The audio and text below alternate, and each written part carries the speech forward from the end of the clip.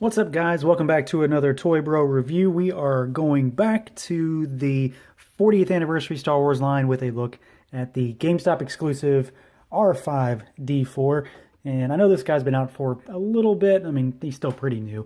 I wasn't able to do him because, I don't want to do a review of a figure that's in the package, and I was only able to get one up until now. And as you know, I am leaving these on the cards, at least one of each, just because, just look at him. You got to do that. So I finally got a second one. We're going to pop this guy open today and take a look at him. As far as the card back itself goes, you know what to expect by now. It's got that vintage style card back. We've got our figure on the window in the bubble. We've got this lovely GameStop sticker. I think it really brings the whole package together. The back has the rest of the line sans Celebration Luke. So let's pull them out and take a look. All right, so here's everyone's favorite R5 unit. Well, mine at least, I know that for sure. And I'm pretty pleased to have gotten this guy. I think that in terms of the droids that we have gotten, he is long overdue.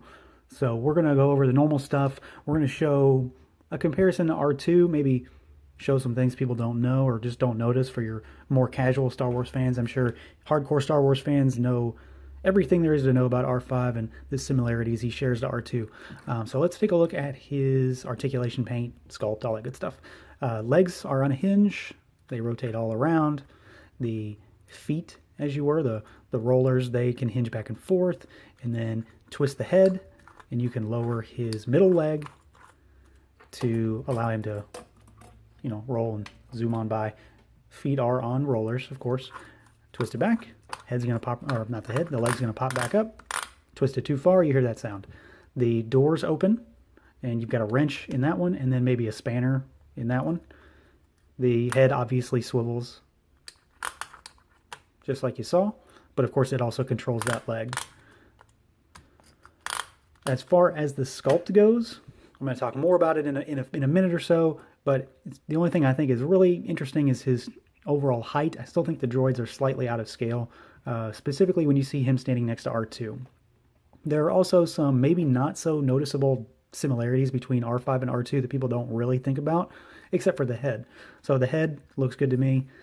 Not a whole lot to talk about. It's got all the requisite bits and bobs on it to, give him the sort of quote-unquote eyes look that he has. So I think he looks good. He looks pretty solid. The body itself, quite a few paint apps. Obviously, we've got the reds, kind of red-orange, the blues, the silvers. He's got sandy wash on the kind of chest plate here on the can, and then on the back is even more obvious. The head obviously has the silvers and some reds in there and all the little bits and bobs and the doodads that he's got all over him. We've got his kind of flexible antenna, which warps a little bit in the package, but you can reshape it. And he's got more of that reddish orange on the top.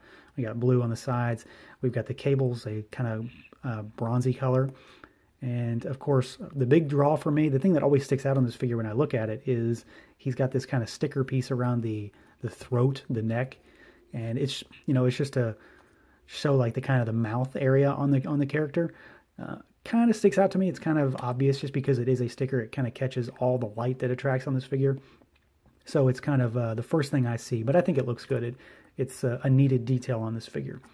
So speaking of previously, his possible similarities to R2, let's take a look at him with him.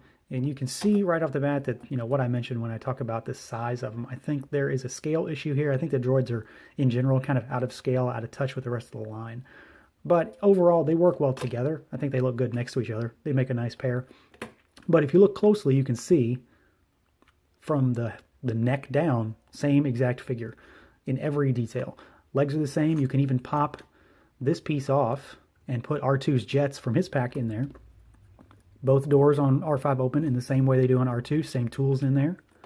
You can see all the detail on the chest is the same. The legs are the same. The feet are the same.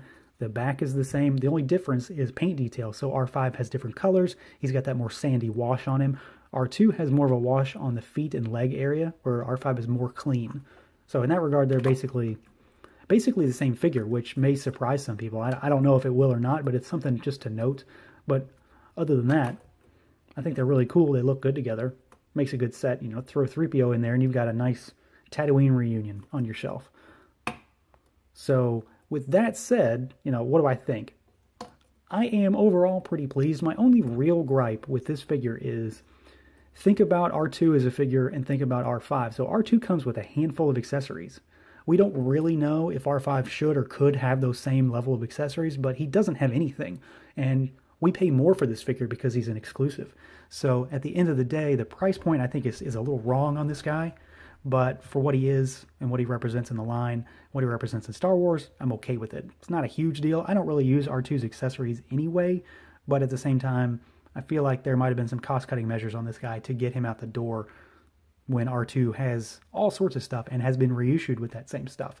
So, not a huge deal, but something to point out. But beyond that, like I said, I think he looks cool. I think he's got the right paint apps. He's got, that droid articulation. So you're not going to get anything crazy, but you're getting what you get with the others. So at the end of the day, pretty cool figure. I like R5. I'm partial to him, so I'm happy no matter what. Glad to have him open and carded, so he'll make a welcome addition to the collection. That is going to do it for this review, everyone. As always, stay tuned for more. Thanks again for watching. Feel free to like, comment, subscribe, and share. And until next time.